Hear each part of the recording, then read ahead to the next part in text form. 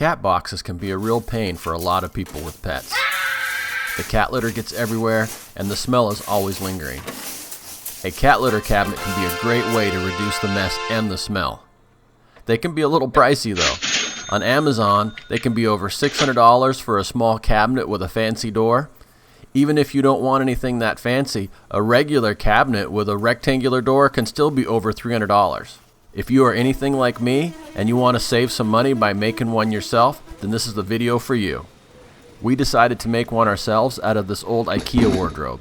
This is the BRIMNES Wardrobe with 3 doors. It was like $200 at Ikea. So yeah, this is a little cheaper than what you would see on Amazon, but it still looks nice and will work great for a cat box cabinet. We have been getting rid of a lot of our old furniture that we didn't need anymore, but we decided to keep this cabinet for our cat box project. We are using a ScoopFree cat box by PetSafe. It is just a hair too big to fit, so I will have to cut the back of the cabinet so that we will be able to shut the doors.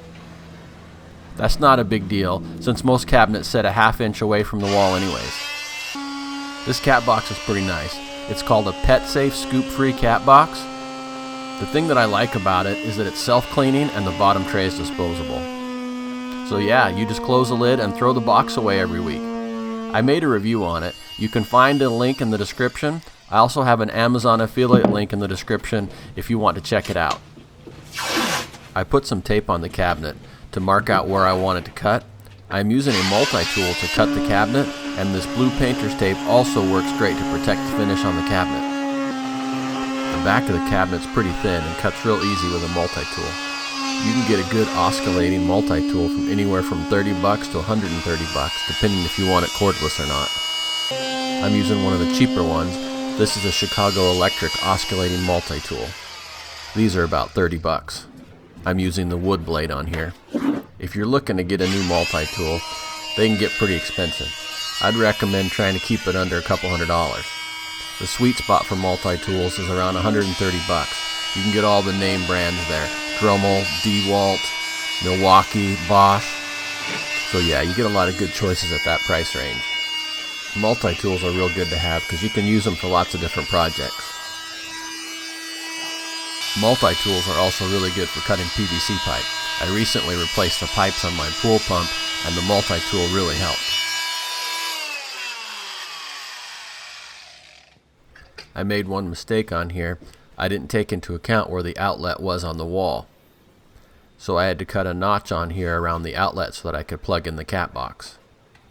If you're not using a motorized cat box, then that won't be an issue. But if you need to get back in here and make any more cuts, you can also do it with a good razor knife. That's what I ended up doing. For this inside panel, I made a hole big enough for our cat to climb into the cat box. This cut measures 9 inches wide by 15 inches tall. After I put the tape on, I measured everything out and drew my cut lines. Take your time here to make sure you get everything measured out just how you want it. What's that old saying? Measure once and cut twice? Or is it measure twice and cut once? So you can see here, we just wanted this hole big enough for our cat to be able to climb in. We had a problem with the cover that came with this cat box. There wasn't really enough room for our cat to climb in there and turn around, so he would just kick a bunch of cat litter out of the door. There should be plenty of room for him to climb around in here. Plus, if he kicks anything out, it should end up in the front part of the cabinet. It will be a lot of work to cut a hole in this part of the cabinet. This thing is made of solid MDF and will take some time to cut it up. So yeah, I recommend putting this thing on its side so you can cut it out at a more comfortable angle.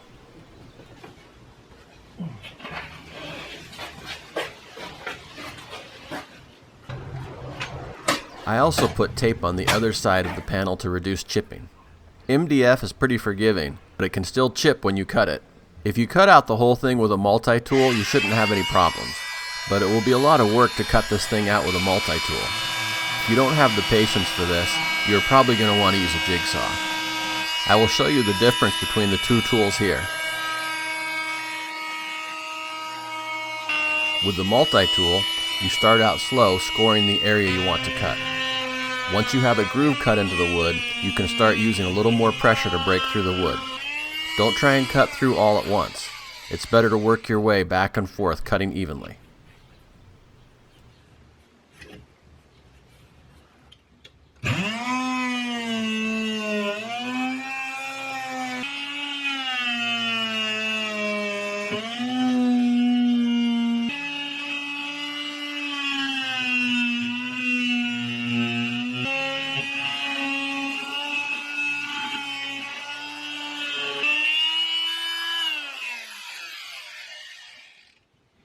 jigsaw won't make as clean of a cut, but it will cut a lot faster.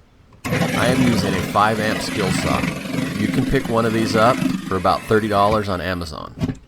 So yeah, as you can see, that was a lot of work. The skill saw just cuts right through that like it's nothing.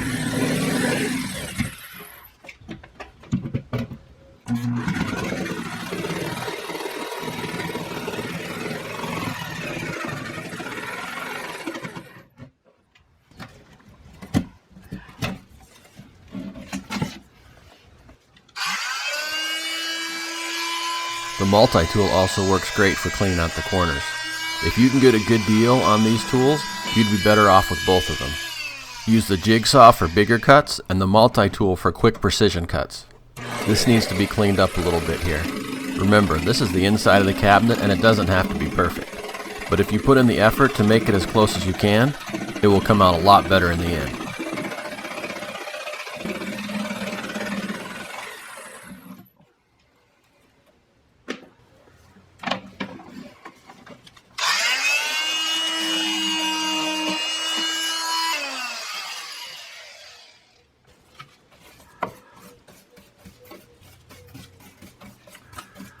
This part is always really satisfying.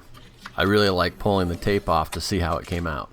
You can see the parts that I cut with a multi-tool look a lot nicer. The parts I cut with a jigsaw are a little beat up. But like I said, this is the inside of the cabinet, so it's not that big of a deal. You can always put some trim over it to make it look nice if you want a high-end look. I think for now I'll just leave it, but in the future I may make some nice trim pieces for this part of the cabinet. You're going to want to flip the cabinet over again to get a better angle for cutting the entry door. This is the goal here. You want something like this. To get a better idea for measurements, you can look at PetSafe's Amazon page. I have an affiliate link to their page in the description. This is not a sponsored video. Our house already had a PetSafe pet door in it when we moved in. So it seemed like a good site to look up to get some measurements. Some of these cat doors look pretty small. We had a door like this at our old house. We put it in between the wall and the sliding glass door. It seemed like the right size for our cats. They didn't have any trouble getting in and out of the door.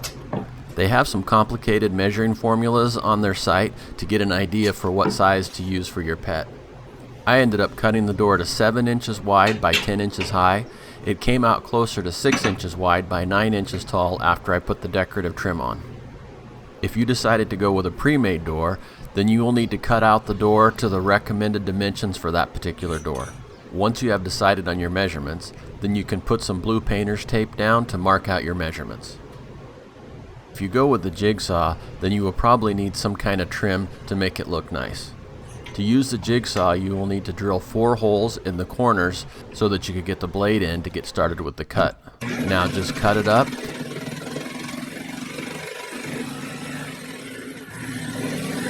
If you have the patience for using the multi-tool here, you could probably get a clean enough cut that you could just put some paint on it and it would look great.